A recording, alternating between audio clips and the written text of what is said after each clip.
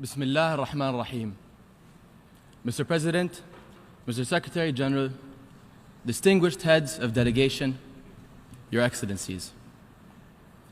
I'm honored today to speak on behalf of His Majesty King Abdullah II and the people of Jordan.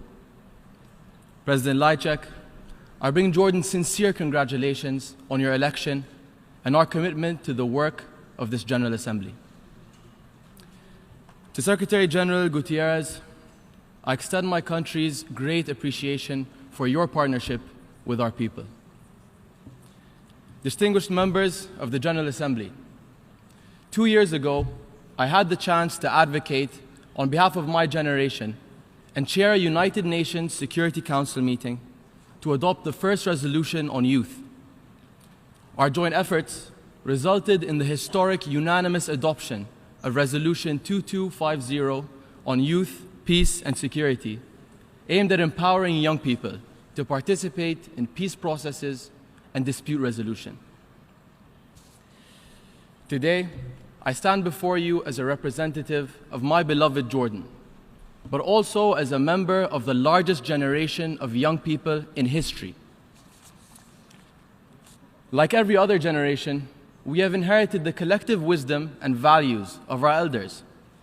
And like others before us, we must often struggle to reconcile them with our reality today. What that reality is unprecedented. Ours is a world at an epic intersection, driven by the confluence of deepened globalization and disruptive technologies. We are at the brink of a fourth industrial revolution, which is redefining how we function as societies and how we relate to one another as human beings. Our hyper-connected world is at once bringing people closer together and widening the divisions between them. Amid all this, the young people of my generation are asking, what are the values that anchor global citizenship today? In which direction does our collective moral compass point? And can it guide us safely to justice, prosperity, and peace for all? Too often, people of my generation are labeled as dreamers. Yet we all know that every great deed was born a dream. Idealism is not foolish, it is fearless. It invigorates us to lift our reality to the level of our higher ideals, not compromise our ideals in the face of adversity. So I humbly ask you to indulge me as I try on behalf of my generation to sharpen the contours of our foggy terrain, to put forward some rudimentary questions, unfettered by the political decorum that I know I will acquire with time. I'll use my country, Jordan, as a launch pad for these thoughts and questions, as I believe it is a true embodiment of what is so right and yet so wrong with our world today. Throughout its history, Jordan has suffered external shock after external shock, but the last couple of decades have been relentless. We are currently bordered by a number of conflicts. Over the years, there have been wars in Gaza, Iraq, Syria, Libya, Yemen, and worsening prospects for peace in the Palestinian-Israeli conflict. Jordan has also had to weather the global financial crisis and the energy crises. All this has affected us in very real and felt ways. Our largest export market, Iraq, was completely shut off. Trade with Syria came to a halt, and we lost critical trade routes from Europe and Turkey. Despite our best efforts, regional instability has undermined tourism and investment. I do not know of any other country in recent history that has gone through such an onslaught of crises and found itself surrounded by so many conflicts through no fault of its own. And it doesn't stop there. My country, a resource-poor nation in a conflict-rich region, is host to 1.3 million Syrian refugees. Add to that millions of Palestinian refugees and hundreds of thousands of Iraqis, as well as others from Libya and Yemen. Jordan today is one of the largest hosts of refugees in the world. The direct cost of the Syria crisis now consumes more than a quarter of our budget.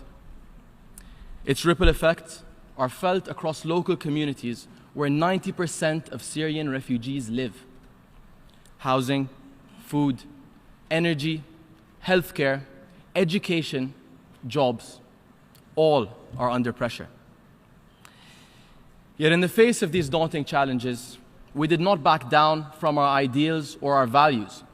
We did not turn our backs on people in need. We're weighed down by massive debt, yet we stand tall and proud. Our soldiers dodge bullets to let refugees into our country, not to keep them out.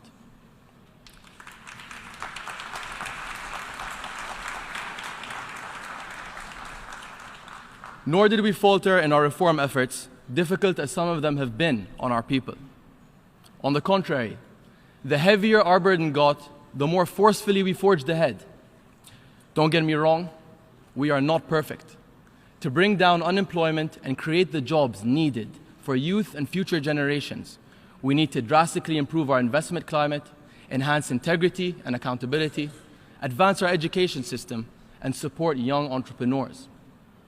Ordinarily, assistance would be tied to our progress, but these are extraordinary times, and aid is a necessary runway if our political and economic reforms are to fully take off.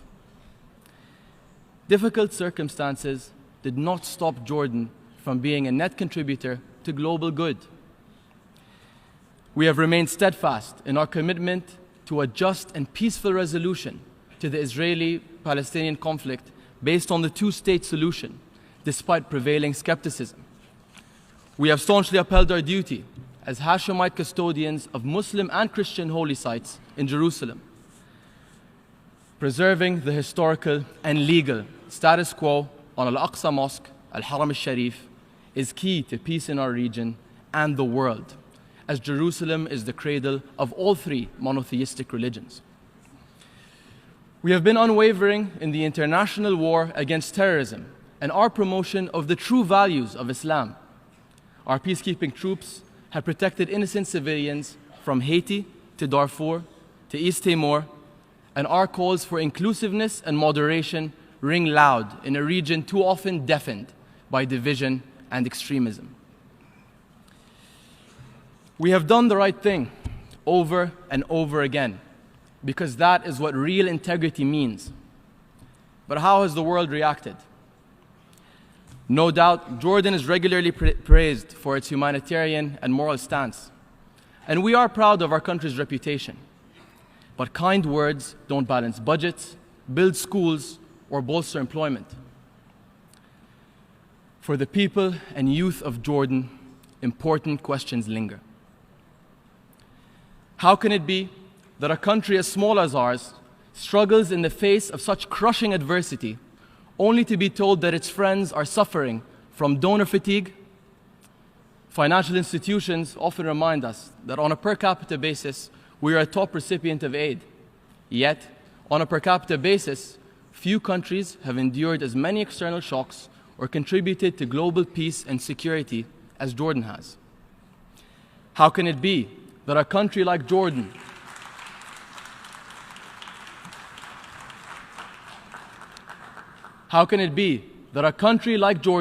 offers a humble home to millions of desperate people, while richer countries around the world quibble over accepting thousands? What does it say about our common humanity when last year alone the world spent close to $1.7 trillion on arms, but fell short by less than $1.7 billion in fulfilling the UN appeal to support Syrian refugees and host communities in countries like Jordan?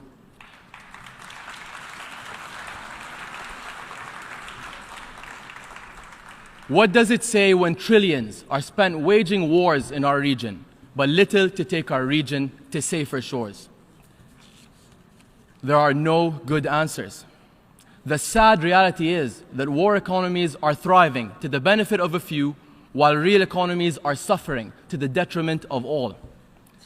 The message to the youth of Jordan and our region is loud and clear. There's no shortage of money for fighting evil, but the appetite for rewarding virtue is nearly non-existent. That the voice of those who defend and build is drowned out by those who attack and destroy. It just doesn't add up. So what do we tell the people of Jordan? What does the international community tell our young majority? Do we tell them that the values we live by are of no value, that pragmatism beats principles, that complacency trumps compassion, or that we should play it safe, turn our backs on people in need because we cannot count on others to have our back? The United Nations is our global conscience. But for too many in my country and others around the world trying to do good, it sometimes feels like the world's conscience is on silent mode.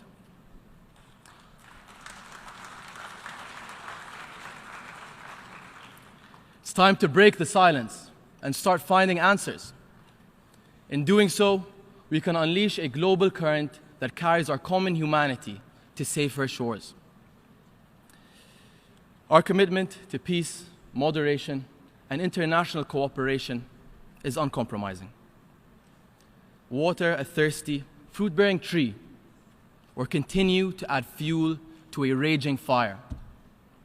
The world has a choice to make. Thank you very much.